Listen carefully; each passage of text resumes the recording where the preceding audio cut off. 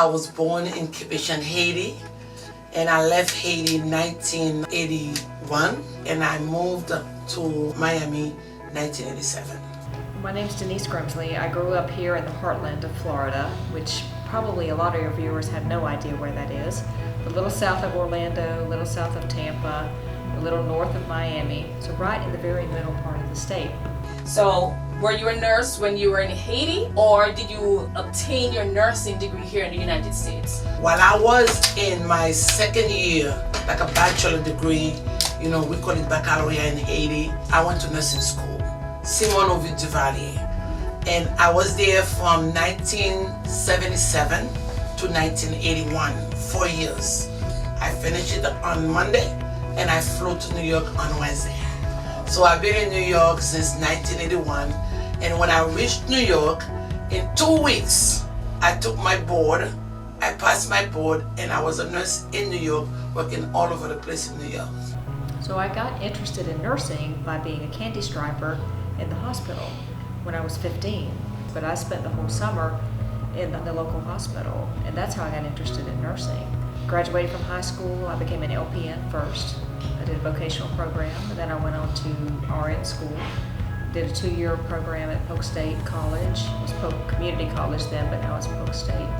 And I went to work at the local hospital where I worked for many years. What are some of the specialist areas that you worked in as a nurse?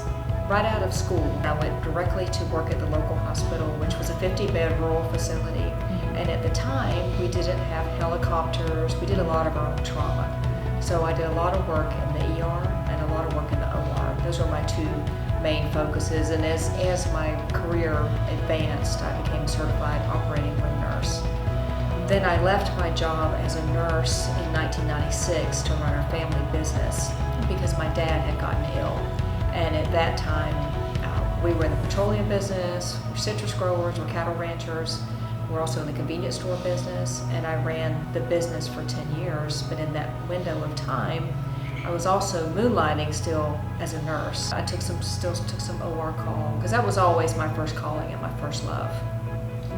I worked in ICU, PDICU, MICU, SICU, CCU, trauma units, med-surg, all the areas. I used to work at Jackson Memorial for 17 years. I was a part of the union, SEIU union, so I know the whole area of healthcare. Why did you and how did you get involved in politics as a nurse? I was at the Democratic Party one night. First time joining to Democratic Party. The state representatives who was there for the same seat I won 2010 was talking about healthcare at the Democratic Party. And I wasn't pleased at all the way he described healthcare, what he says about healthcare, and how he treated us as a healthcare professional. And after his speech, and I walked to him straightforward, and I walked to him and I said, you know something? I'm a registered nurse. I'm gonna take your seat. And I started laughing. And he laughed. He said, are you joking? I said, okay, that's okay. And I left. Truly, I went home and I said to my husband, I'm running for office. He said, come on, Daphne, you don't even know who's the president of the United States. How are you gonna run for office? I said, watch me. And apparently my husband, he helps a lot of people in politics. He came to me and said, I register you to run for the same district you told me. I said, are you kidding? I was just joking. He says, no joke about it. He went and filled out all his forms, everything, and bring him to the battle of election. No one knew me in the district. I'm a nurse. I go to work, trying to go back to school, and I was trying to do nurse practitioners. I went to PA program, so I was busy. And let me tell you something, 2010, I beat an incumbent, 6 years incumbent, with $9,000. No one ever heard about Daphne Campbell because I never get involved. So when I got elected in 2010, and I said to myself, I am going to make a change to the political arena. I find out when people get elected, they forget who put them there. They forget who stand hours to vote for, to cast their vote for them. And all the promises they give people and they broke their promises. So I start putting a open door policy. You don't need an appointment to see Daphne Campbell.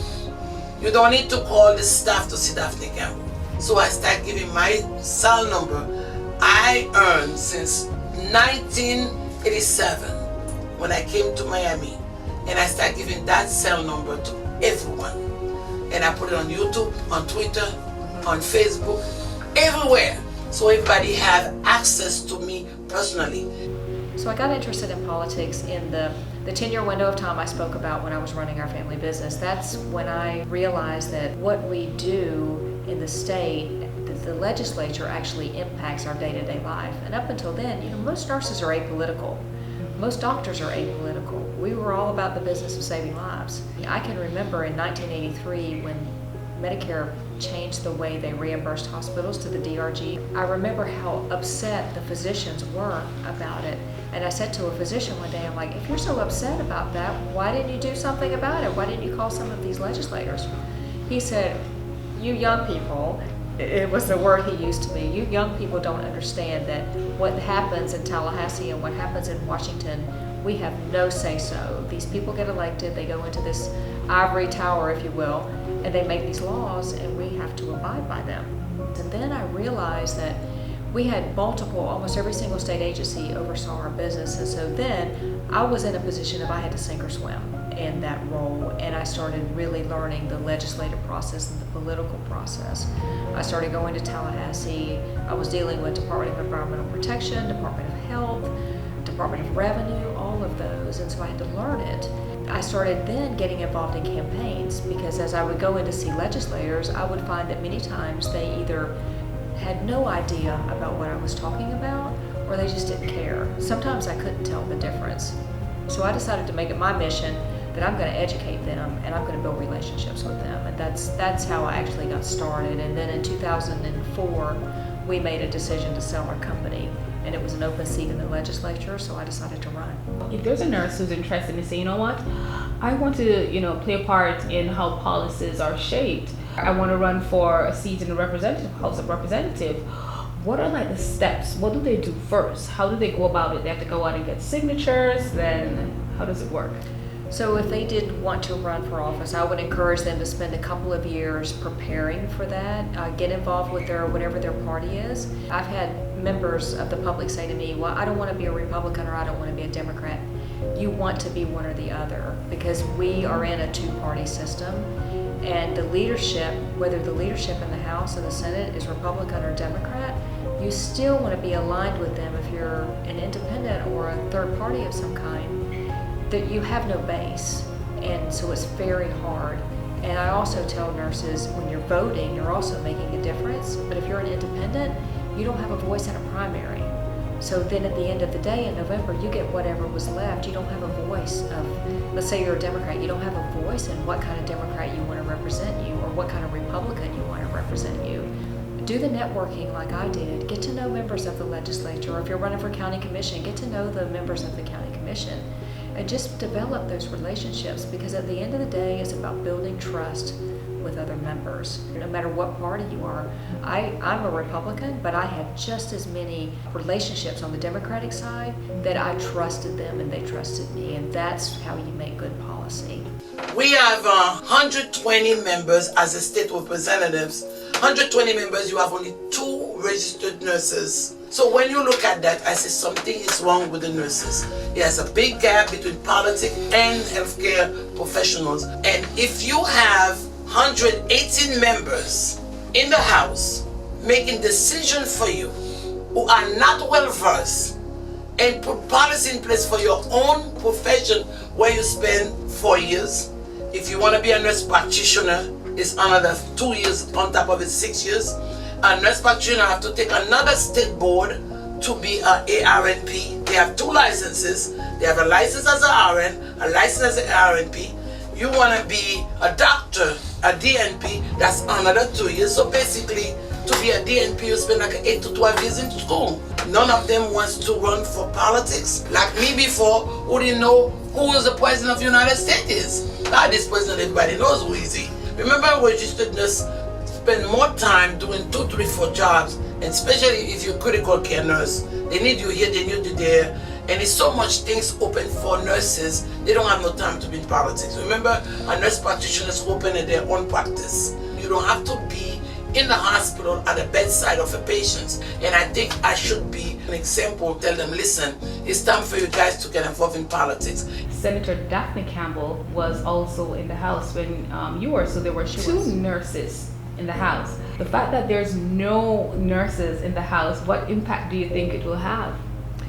Well, because there's no nurses in the House right now that I'm aware of, or the Senate either for that matter, it does have a detrimental effect on the profession. And it'd be the same with teachers, it would be the same with physicians, police officers. This is a citizen legislature, so we want to have as many diversified backgrounds as possible in order to make that good policy. And so I would encourage nurses to think about running. It's very important. But also, I also know that everybody's not cut out for that. If you had known me 25 years ago, you would have said she's the least likely person to run for public office because I wouldn't even speak in public. And those are things that you have to learn. You have to take some media training. You have to learn how to do that. But at the bottom line, at the end of the day, is speaking from your heart. And that's why people vote for you. Yeah, especially in a general election. It's not always about party. It's about, they feel like you've got a passion and you have something that you want to tackle and handle. It's about, like I said, it's about building trustful relationships. A House representative and a state senator earn approximately $29,600 and something a year. A registered nurse, depending on what specialty area, can earn up to $100,000. What advice can you give them if they want to participate, but also the financial obligation that they have will prevent them? What can they do? Well, if you wanted to run for the legislature, I would encourage you to continue to work because it is considered a part-time position. Now, I will also tell you that as a member of the legislature, you make a decision. You can give it 60 or 80 hours a week, or you can give it 40, or you can give it 30. So it's whatever you put in it, but you also have to make a living. So I always worked. The first 2 years I was elected, I did not. After being out of nursing for 10 years, I went back to the ER, which was a struggle. But it was conducive to the schedule because I just worked PRN. My benefits were through the state, so I didn't really need a full-time job, and I just worked. And you know, when you work PRN, they call you, and if you can go, you go, and if you can't, you can't. But that worked very well for me. It's a commitment, it's a passion, it's a way to give back to the community where you live. It's serving the people. You have two words in politics. You have a self-servant, where you serve yourself, where you know yourself, where you know your pocket. And you have a public servant who do know the public and who work as a public servant. When I left Jackson 2000, I owned my own clinic. I had a clinic, I closed it with 300,000 patients. So because I left all that, I was making $4.3 million per year. I said, no, I need to make a difference. The difference I want to make, I didn't like the way this man is not a nurse and he's a state representative talking something about healthcare he didn't even know. Regardless how much money I was making, I want to make a difference with the policy makers who make policy for me, for my field. I spent 4 years sitting in school study, practicing for 38 years. You know how many people without insurance? We're talking about Medicare for all. Low-income families who cannot afford nothing at all. I had a Blue Cross Blue Shield one time for my family, 5 children and my husband and I. We were paying $2,000 a month for Blue Cross Blue Shield. Tell me which average family could pay $2,000 and we have a copay on the $2,000 and certain procedures you do, we have to pay extra money for it. Who could afford that? You have to be healthy to manage on a daily basis. So you have someone who cannot afford no Blue Cross Blue Shield like me, who needs a Medicaid. Those healthcare professionals who've been in school for so many years don't want to leave their comfort zone to say, let me make a change. But someone needs to make a difference, and I want to be a part of that difference. I'm going to step forward and run for office as a nurse. I think Once we start having a lot of nurses involved, trust me, the gap in healthcare will be removed. What do you think about the presence of nurses in politics? I can't think of a nurse in the House or the Senate, but I can't think of one that is like really carrying the banner for nursing. So for 29 years, we filed legislation to get controlled substance prescribing. And finally, before I left the Senate, myself and Dr. Pigman was able to get that piece of legislation passed. Now you do have Jose Oliva from Miami, who is very pro-independent practice, and he's been very pro-nursing. But he's going to be leaving in a couple of, well, I guess this next session is his last session in 2020. He'll be leaving, so we're going to have to be looking for that champion to come in behind him. Are you going to run again? I am not going to run again. No, I was in the legislature for 14 years, 8 years in the House and 6 years in the Senate, and I think I've accomplished just almost everything that I set out to accomplish, and I'm enjoying settling into the private sector, running the hospital, and doing some different things within Advent Health. Exclusive tonight, embattled State Senator Daphne Campbell is responding to reports that she lives outside her district. She spoke with Local 10's Glenna Milberg about that controversy today, and Glenna is live now to tell us what Campbell said in her defense. Glenna. The headline right now, Calvin, is that Senator Campbell says she lives here in this house, which is inside her Senate district. How are you? I'm okay. We caught up with State Senator Daphne Campbell at a county meeting. Can you clear up some of those things in your financial disclosure forms, like where you actually live? Your entire life is exposed, and it includes your children and your husband. Everybody. So with nurses who have a family and they may be interested in becoming in politics, they don't want their entire family to be involved. The entire family involved. A lot of people don't want their kids to be involved. A lot of people don't want their family to be involved. And what they do, they attack your family first. You're gonna have people who like you. You're gonna have people who dislike you. You just have to choose which one you want. I haven't read no Miami Times, no Miami Herald. I don't watch TV who talking about negative at all. So I don't get involved with negativity. I focus on the people. I focus on the job I was elected to do. I focus on the voters who spend hours standing to cast a vote for Daphne Campbell. You only have to focus on yourself. Regardless how they try to detail you, you just focus and you keep talking to the Lord. You put yourself in the Lord's hands. So some nurses have to have a gut and be bold and say, we have to make a difference. That's it. How many people making a difference in this country? Because a good public servant won't worry about what people said. It's between you and God. This is why when negativity coming towards you, you have to know how to handle it. Once you decide to run, it's a family decision because it's fair game to be attacked by the media and also the opposing team. What was the conversation like with your family? When I decided to run, it was 2003. So things were different. There was no Facebook. There were still letters to the editor. But I had a conversation with them, with my parents, and also with my daughter. It wasn't that hard for us because we just had adults. When I ran, I was the first woman elected into that district. There had never been a female, and I wasn't sure that I could get elected. But the representative that was there before me, he endorsed me. And when I would go into his area, the county he lived in, I would knock on the door and everybody would say, well, you're running? Well, who are you? Well, you're running against Joe Spratt? And I would say, no, I'm not. He's termed out. He's endorsing me. And they were like, oh, okay. So it was like with his blessing, it seemed to be okay. Sometimes you're attacked whether it's true or not. It doesn't matter. Are there anyone or nurses who have come to you and said, you know what, how do I go about this? I want to make a change or want to make a difference. Do you find that nurses are eager to get in this side of the political arena? Well, I still don't find nurses that eager to get involved. Now, I do have them call me from time to time. I had a nurse practitioner call me during session. She goes, look at the link I just sent you. She goes, does this mean that this bill passed? Mm-hmm. Because that's, I think, a struggle for people on the outside, understanding how to navigate that website and understanding, yes, it passed, but there's another reason. This one, it looked like it passed. It was a House bill. but the Senate bill never moved. And the two websites aren't connected. Or I'll have people call me and ask the advice, I know this bill is up, who do I need to call? Because you'll have your associations a lot of times say, call your local senator and representative. And I'm like, no, well, maybe not. Maybe you just need to talk to the people on the healthcare committee. So if you're a nurse and you know most of your stuff is going to go to health policy, you need to learn everybody on that committee.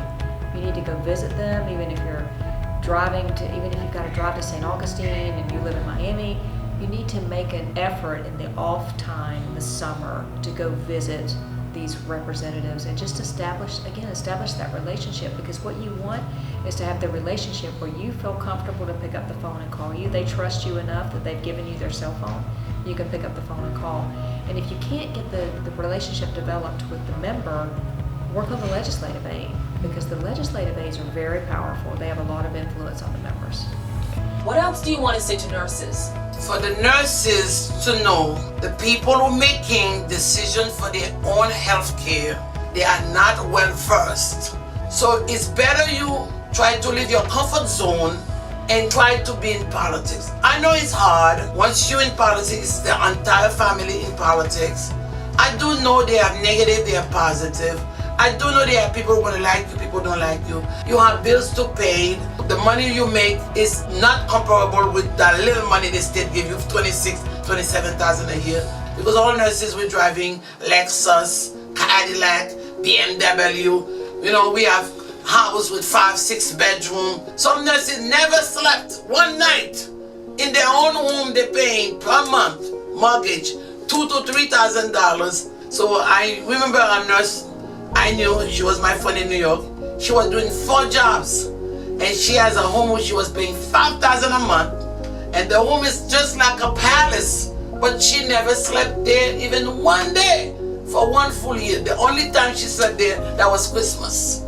And even on Christmas, she got double pay, triple pay, so she left to go and do it. But at the same token, you have to understand, there are people who needs good health care. We are the best of the best. When you are a nurse, you have a job anywhere. And guess what? Senator Campbell did a good job for all you guys. Last year, 2 years ago, I put a nursing compact. We could have 5 licenses to 5 different states. You could be a traveling nurse. When you stand as a nurse, especially when you just got your little cap. I remember years ago, I would look so nice with that white shoes.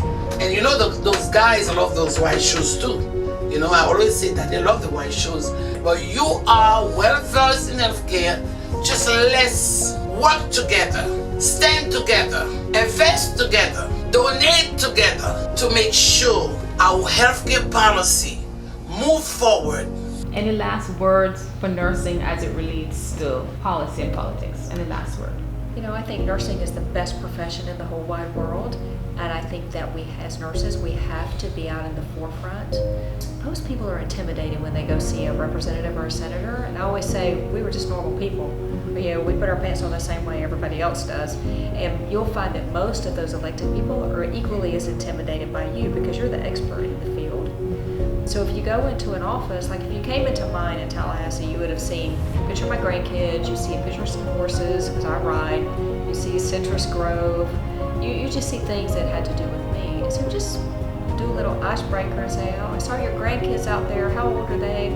I have grandkids too, and it just immediately kind of sets things at ease and relaxes everybody, and then you can just have a normal conversation. There's something that happens to our brain when you start out with something in common, you find something in common, that something triggers in your brain that then I'm going to remember you and I'm going to remember what you told me. And again, I'm just going to encourage every single nurse that's watching this today, find out who your representative is, find out who your senator is.